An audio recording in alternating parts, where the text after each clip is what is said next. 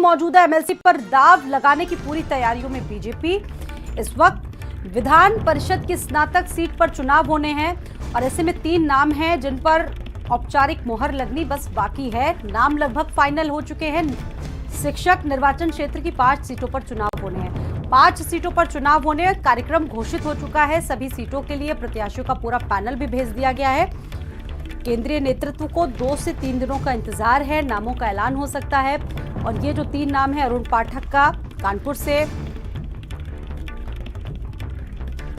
गोरखपुर से देवेंद्र प्रताप सिंह और बरेली से जयपाल सिंह, इन तीनों ही प्रत्याशियों का फिर से प्रत्याशी बनना लगभग तय हो चुका है। विधान परिषद सदस्य का प्रत्याशी बनना लगभग तय है। 6 विधानसभा परिषद सीटों के नामों के ऐलान की पूरी संभावना बनी हुई है। बस 2 से 3 दिन का इंतजार करना होगा और उसके बाद ये कहा जा सकता है कि ये जो तीनों नाम हैं वो पूरी तरह से फाइनल हैं,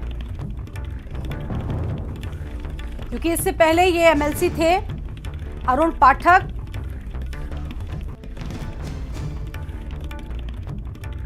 शिक्षक निर्वाचन क्षेत्र की 5 सीटों पर चुनाव होने हैं। पूरा जो कार्यक्रम है वो घोषित हो चुका है। नामों का पैनल भी तैयार होकर केंद्रीय नेतृत्व को भेजा गया है और ये माना जा रहा है कि नामों पर भी केंद्रीय नेतृत्व की मुहर लगनी तय है। मुरादाबाद स्नातक सीट से देवेंद्र प्रताप सिंह का नाम है, कानपुर से अरुण पाठक और जयपाल का नाम मुरादाबाद से निकलकर सामने आ रहा है। इससे पहले भी एमएलसी थे शिक्षक कोटे से और ऐसे में इस बार भी एमएलसी चुनाव पर बीजेपी इन तीनों नामों पर अपना दांव लगाने की पूरी तैयारियों में नजर आ रही है।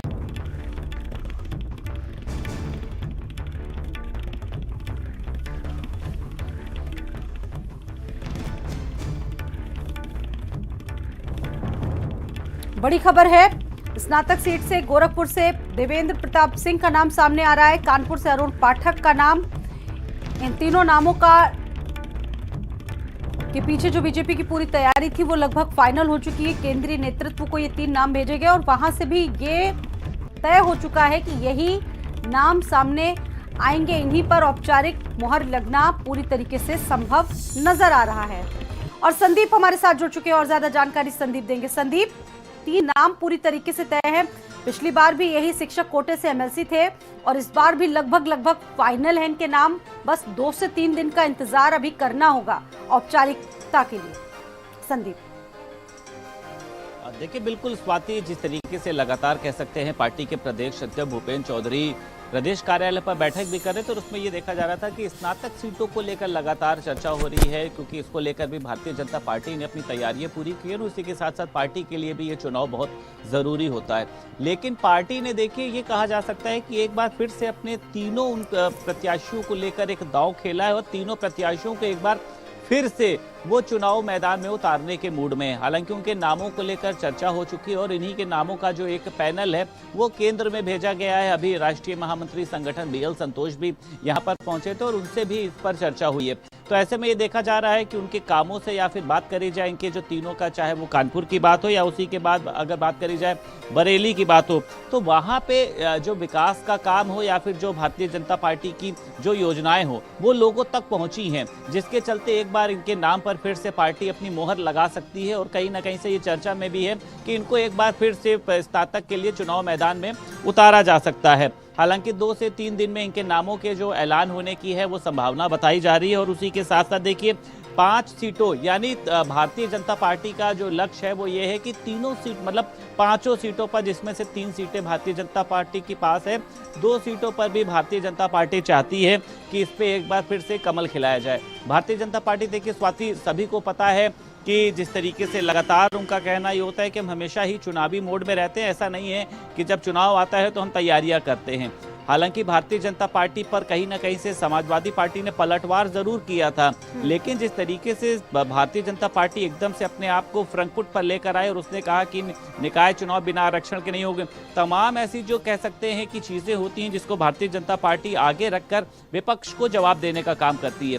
भारतीय जनता पार्टी के सामने देखिए इस समय कह सकते हैं कि स्नातक का चुनाव और उसी को लेकर वो प्रत्याशियों को लेकर लगातार मंथन भी कर रही थी, लेकिन मंथन में ये 3 नाम एक बार फिर से सामने आए हैं और भारतीय जनता पार्टी एक बार फिर से इन 3 प्रत्याशियों के नामों पर मोहर लगा सकती है। ये संभावनाएं कम ही है कि कोई फेरबदल हो सकता है, नाम बदल सकते हैं, क्योंकि नाम फाइनल है लगभग, बस औपचारिक मोहर लगना बाकी है।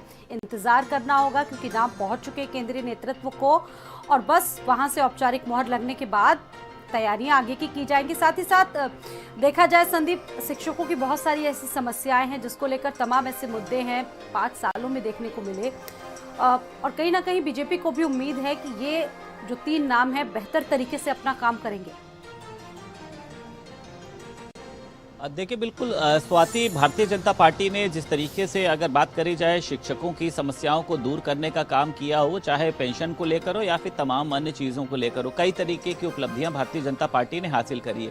ऐसे में भारतीय जनता पार्टी भी इस बात को चाहती है कि एक ऐसा प्रत्याशी हो जो उन लोगों की समस्याओं को भारतीय जनता पार्टी तक पहुंचा सके। नामों पर हालांकि जिस तरीके से देखिए चर्चा हुई है, लेकिन जो देखिए आखिरी मोहर होती है वो केंद्र लगाता है, क्योंकि भारतीय जनता पार्टी का कहना यह है कि हमारी एक पूरी प्रबंधन प्रणाली है। हम सबसे पहले नाम को डिस्कस करते हैं, फिर उसके बाद नाम को ऊपर भेजा जाता है और वहां से उस पर मोहर लग, लेकिन संभावना यही है कि इन 3 नामों पर एक बार फिर से भारतीय जनता पार्टी का जो प्रबंधन है वो मोहर लगाएगा और एक बार फिर से ये तीनों नाम जो है वो कहीं ना कहीं से चुनाव मैदान में उतरते हुए नजर आएंगे। हालांकि इसको लेकर देखिए बने रहिए आप हमारे साथ। जिस तरीके से उन्होंने काम किए हैं, आपके पास मैं वापस लौटूंगी।